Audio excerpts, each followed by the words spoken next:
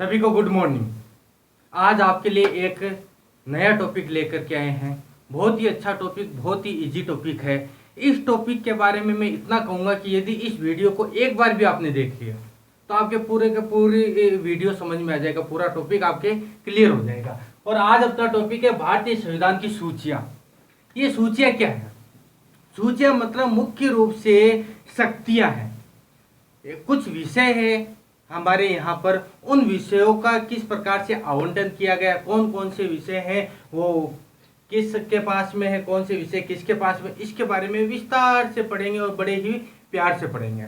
तो चलो शुरुआत करते हैं इन सूचियों के बारे में। तो इन सूचियों के बारे में मैं यही कहूँगा कि हमारे संविधान में मुख्य रूप से इन जो सूचियों का जो विवरण है वो 7वीं अनुसूची में दिया गया है। कौन सी अनुसूची में? 7वीं अनुसूची में।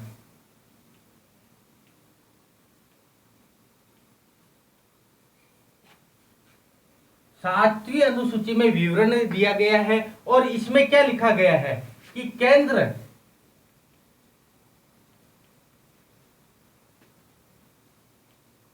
सरकार व राज्य सरकार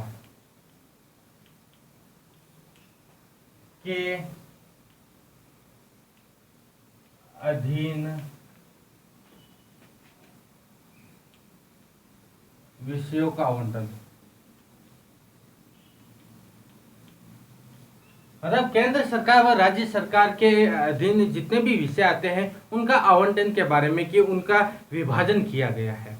तो इस आधार पर 7वीं अनुसूची में 3 विषय दे रखे हैं, 3 सूचियां दे रखी है। अब अपन इन तीनों सूचियों के बारे में बात करेंगे। तो इन सूचियों के बारे में करते हैं। तो पहली एक सूची आती है अपने संघ सूची,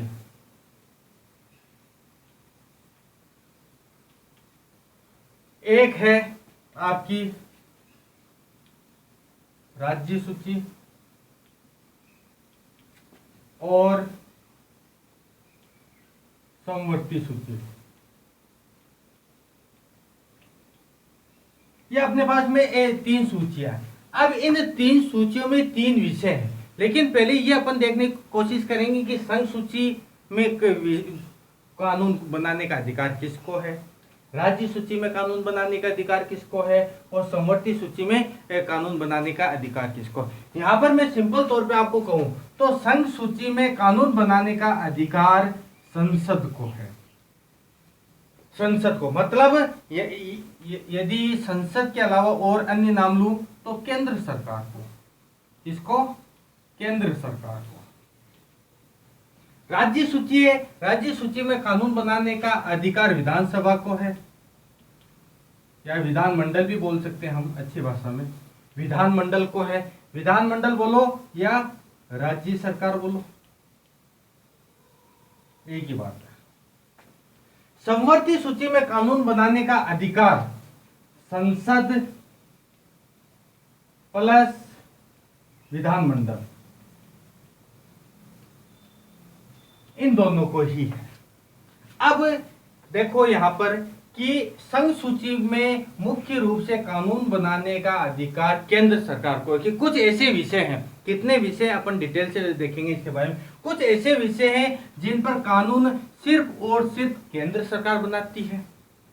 राज्य सूची में यदि हम देखें तो इसमें कुछ ऐसे विषय हैं जिन पे कानून सिर्फ और सिर्फ राज्य सरकार को बनाने का अधिकार है। और समवर्ती सूची में कुछ ऐसे विषय हैं जिन पे केंद्र और राज्य दोनों कानून बनाते हैं। किंतु यदि ये पूछा जाए कि केंद्र ने किसी एक विषय पर कुछ अलग कानून बना दिया और राज्य ने एक विषय पर अलग कानून बना दिया, समवर्ती सूची को देखें तो यदि दोनों कानूनों में टकराव होता है, राज्य ने अलग बनाए, केंद्र ने अलग बनाए, तब वो स्थिति क्या होगी? तब जाकर के केंद्र सरकार का बनाया गया कानून मान्य होगा और राज्य सरकार के द्वारा बनाया गया जो कानून है वो निरस्त हो जाएगा। इस बात को थोड़ा सा अपन को समझना है, ठीक है? यहां तक। अब इनके देखते हैं कि कितने कितने विषय। जब हमारे इन सूचियों की को बनाया गया था उस समय पहले 97 विषय थे, 97 विषय थे और वर्तमान में यहां पर 100 विषय हो चुके हैं। मतलब संघ सूची में कानून बनाने के लिए पहले 97 विषय थे और वर्तमान में कितने हैं? 100 विषय हैं। अब राज्य सूची के बारे में बात करें तो राज्य सूची का जब गठन हुआ था उस समय 66 विषय थे कानून बनाने, और वर्तमान में इनको कम कर दिया गया है और वर्तमान में कितने विषय रह गए हैं हमारे पास में? 61 विषय रह गए हैं। और अब बात करें संवर्ती सूची की, तो संवर्ती सूची में पहले कानून 47 विषय पर बनाए जाते थे और अब इनको बढ़ा करके वर्तमान में कितना कर दिया गया है? 51 विषय कर दिए गए हैं। ये मुख्य रूप से कुछ विषय थे, ये पहले वाले हैं, वर्तमान में ये है, ठीक है, ये पहले। तो मुख्य रूप से एक नॉर्मली मैंने देखा है, इतने सारे एग्जाम हुए, कभी इन विषयों के बारे में पूछा नहीं गया है कि संघ सूची में वर्तमान में कितने विषय हैं, राज्य सूची में कितने हैं और संवर्ती सूची में कितने हैं। फिर भी एक नज़र दौड़ा करके देख लेंगे तो वो अपने लिए सेफ पोजीशन में आ जाते हैं। अब अपन बात करते हैं कि संघ सूची में क्या है, कौन कौन से विषय हैं, राज्य सूची में कौन कौन से विषय हैं और संवर्ती सूची में कौन कौन से विषय। सबसे ज़्यादा क्वेश्चन हर बार एग्जाम में आते हैं तो यहीं से ही आते हैं। एक विषय दे देंगे और कहेंगे कि यह विषय किस सूची के अंतर्गत होता है, या दे दिया कि राज्य सूची में निम्न में से कौन सा विषय आता है। किसी भी प्रकार से क्वेश्चन दे सकता है, तो इनको थोड़ा सा ध्यान से देखना अपन को। तो सबसे पहले अपन संघ सूची के बारे में बात करें तो संघ सूची में कौन कौन से विषय आते हैं। संघ सूची में यदि हम सभी विषयों के बारे में बात करें तो एक तो सुरक्षा, सुरक्षा का मामला है। कौन सी सुरक्षा? देश की सुरक्षा, या इसको रक्षा भी बोल सकते हैं, रक्षा विभाग। ये किसके अंतर्गत आएगा? संघ सूची के अंतर्गत आएगा। उसके अलावा स्टॉक मार्केट, स्टॉक मार्केट का मामला है, ये भी अपने संघ सूची में ही आएगा। उसके बाद में विदेशी मामले हैं,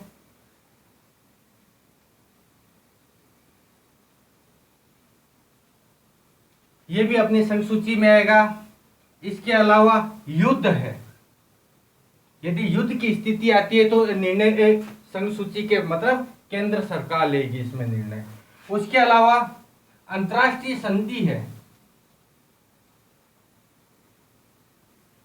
ये भी अपने संघ सूची में आएगा। इसके अलावा बैंकिंग प्रणाली है, बैंकों के ऊपर जो भी कानून बनाने का अधिकार है वो भी संघ सूची में आएंगे। उसके अलावा अंतर्राज्यीय नदियां हैं, अंतर्राज्यीय नदियां, अंतर्राज्यीय नदियां का अर्थ है कि कुछ ऐसी नदियां हैं जो दो या दो से अधिक राज्यों में से होकर गुजरती है और बाद में उन राज्यों में नदी के जल के बंटवारे को लेकर के विवाद होता है, तो इस पे कानून बनाने का अधिकार मुख्य रूप से किसका है? संघ सूची में। इसके अलावा भी और काफी सारे विषय हैं, लेकिन इतना आपको याद रखना है क्योंकि अपने लगभग एग्जाम में यही पूछे जाते हैं, इससे आगे नहीं पूछा जाता है। अब अपन राज्य सूची के बारे में बात करें तो राज्य सूची में देखा जाए तो सबसे पहले कृषि, कृषि जो विषय है वो राज्य सूची में आएगा। उसके अलावा पुलिस, हाँ इसमें अपन एक सेना को और शामिल कर सकते हैं, सेना को। पुलिस डिपार्टमेंट है वो भी इसी के अंतर्गत आएगा। अब पुलिस आ गई तो जेल तो आएगी आएगी, जेल भी अपने राज्य स्तर का मामला है, तो जेल। न्याय, ये भी अपने राज्य सूची के अंतर्गत आएगा। सिंचाई,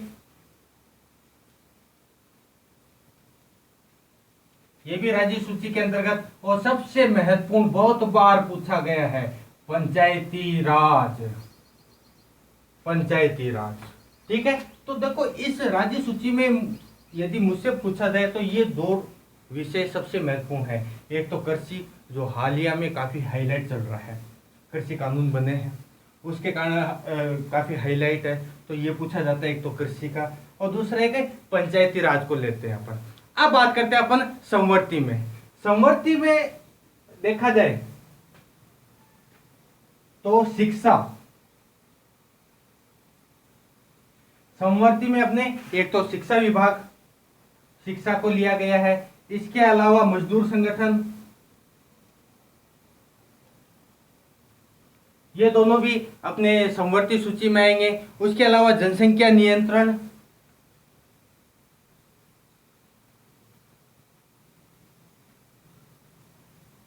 जनसंख्या नियंत्रण को भी हम समवर्ती सूची में रखेंगे। बिजली, उसके अलावा परिवार नियोजन,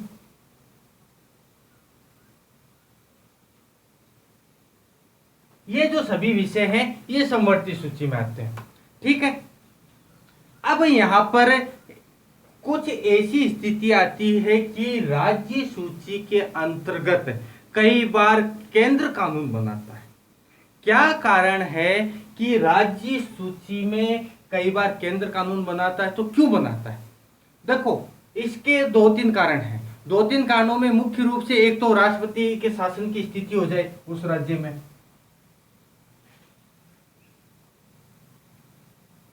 राष्ट्रपति शासन।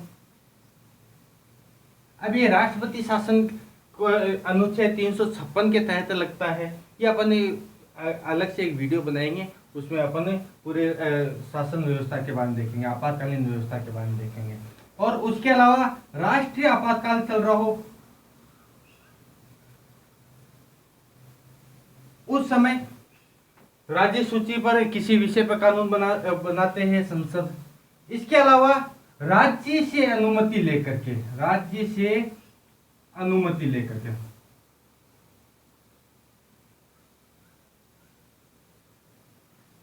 यदि राज्य से अनुमति लेकर के भी संसद है वो राज्य सूची के अंतर्गत कानून बना सकती है। इसके अलावा अनुच्छेद 249 के तहत, अनुच्छेद 249 के तहत राज्यसभा, यह अधिकार राज्यसभा को है। राज्यसभा यदि किसी विषय को राष्ट्रीय महत्व का घोषित कर दे,